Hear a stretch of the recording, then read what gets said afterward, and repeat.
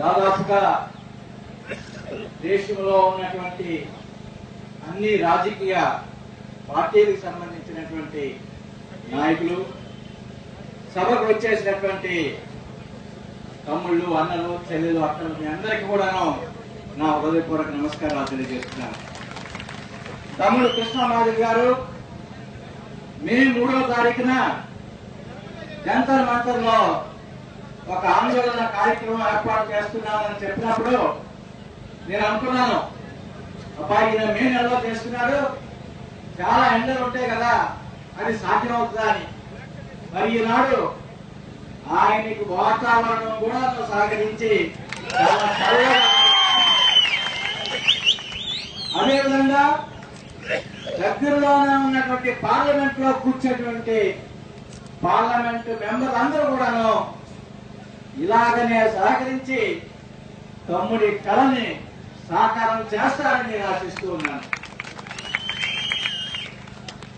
తమ్ముడు మందాకృష్ణ పేరు వినిన వెంటనే తెలంగాణ, ఆంధ్రప్రదేశ్ ప్రజలందరూ కూడాను అసమానత మీద అలుపెరగని పోరాటం చేస్తున్నటువంటి ఒక మహాయోధులుగా మనకి దర్శనమిస్తూ ఉంటాడు. ఆయన చేసినటువంటి 22 సంవత్సరాల పోరాటం ద్వారా ఆయన పోరాటం విఫలం కాలేదు. అనేక ఫలితాలు మనం ఈనాడు గుర్తు తెచ్చుకోవాల్సిన అవసరం ఉంది.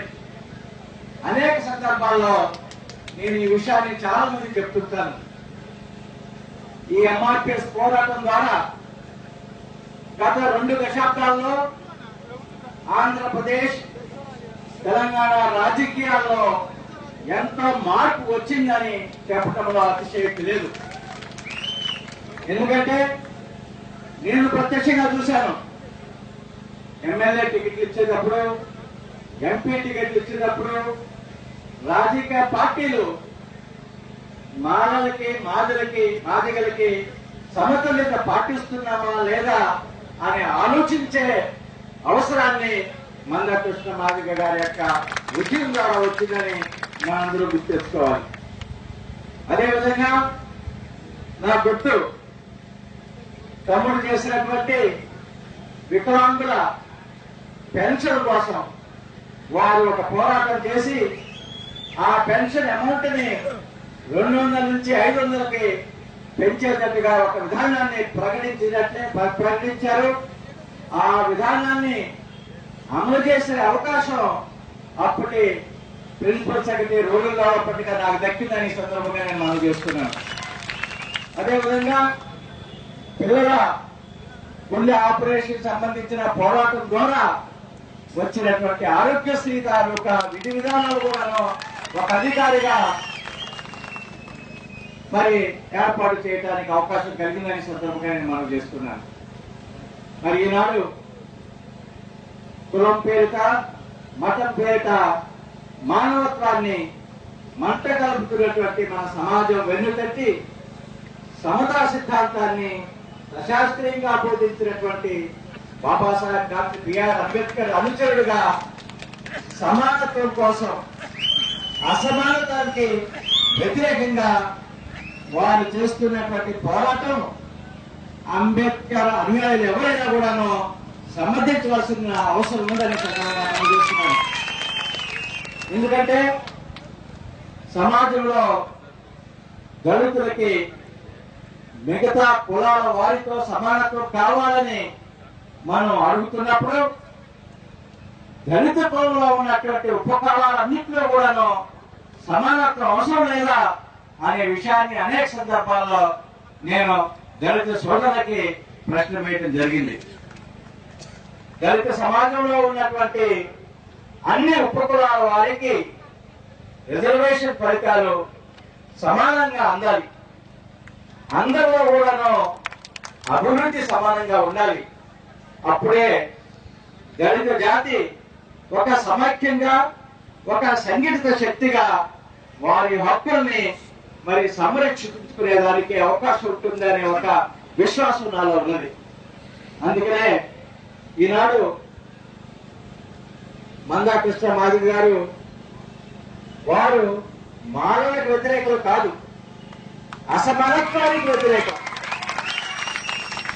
సమానత్వానికి సంఘీభావం ప్రకటిస్తున్నారు. అదేవిధంగా మానవులు కూడాను మాదిగలకు వ్యతిరేకం కాదు. తప్పకుండా సమాజంలో మనమంతా ఒక కుటుంబ సభ్యులు, కుటుంబంలో ఉన్నటువంటి అందరూ కూడాను సమానంగా ముందుకు వెళ్లాలన్న ఒక ఆలోచన తప్పకుండా వస్తుంది. మీ ఉద్యమానికి మద్దతు తప్పకుండా ఉంటుంది. మీ కళ తప్పకుండా సాకారం అవుతుందని ఆశిస్తూ మరి మందకృష్ణ మాదిగ చేపట్టినటువంటి ఈ ఉద్యమంతో పాటుగా ఈనాడు భారతదేశంలో దళితులకు సంబంధించినటువంటి మౌలికమైనటువంటి సమస్యల మీద కూడాను పోరాటం చేయవలసినటువంటి అవసరం ఈనాడు ఉన్నదని సందర్భంగా తమ్ముడికి నేను గుర్తు చేస్తున్నాను. ఎందుకంటే గత 2 సంవత్సరాలుగా భారతదేశాన్ని పరిపాలిస్తున్నటువంటి భారత బీజేపీ అనుసరిస్తున్నటువంటి దళిత వ్యతిరేక విధానాలకి వ్యతిరేకంగా మనం పోరాటం చేయవలసిన అవసరం ఉంది. ఎందుకంటే ఎంతో కష్టానికి మరి ఓర్చుకొని బాబాసాహెబ్ సాధించినటువంటి రిజర్వేషన్ కి భంగం కలిగించాలి, ఆ రిజర్వేషన్ ని పూర్తిగా పక్కన పెట్టాలనే ఒక ఆలోచన ఈనాడు బీజేపీ ప్రభుత్వంలో పెద్దలు ఆలోచిస్తున్నారనే విషయాన్ని మనందరూ కూడా గమనిస్తున్నాం. గత 2 సంవత్సరాలుగా దేశంలో దళితుల మీద అత్యాచారాలు కూడా పెరిగిపోతున్న విషయాన్ని చూస్తున్నాం. అదేవిధంగా భారత ప్రభుత్వం ద్వారా దళితుల అభివృద్ధికి కావలసినటువంటి అనేక స్కీమ్స్ లో నిధులు కోతపడుతున్న విషయాన్ని కూడా మనం గమనిస్తున్నాం. మరి వీటన్నిటి మీద కూడా పోరాటం చేయవలసిన అవసరం ఆసన్నమైనదని సందర్భంగా మనం చేస్తున్నాను.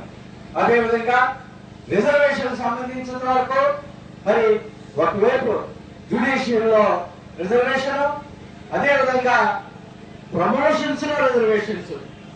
మీ అందరూ కూడా తెలుసు, పార్లమెంట్ లో అప్పటి కాంగ్రెస్ ప్రభుత్వం ప్రమోషన్స్ లో రిజర్వేషన్స్ ఏర్పాటు చేయాలని కాన్స్టిట్యూషన్ 117వ బిల్లుని అప్పుడు ప్రవేశపెట్టడం జరిగింది.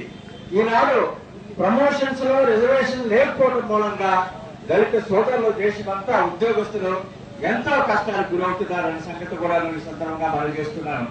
మరి అదేవిధంగా ప్రైవేట్ సెక్టర్ లో కూడాను రిజర్వేషన్ కోసం పోరాటం చేయవలసినటువంటి సమయం కూడా ఆసన్నమైందని ఈ సందర్భంగా మనవి చేస్తూ, బాబాసాహెబ్ ఇచ్చినటువంటి రిజర్వేషన్ హక్కుల్ని అందరం కూడా సమానంగా పంచుకొని సమానంగా ముందుకు వెళ్లాలని ఆశిస్తూ మీ అందరూ కూడా ప్రత్యేక ధన్యవాదాలు తెలియజేస్తూ సెలవు తీసుకుంటున్నాను. జై హింద్, జై భీమ్. ధన్యవాదాలు.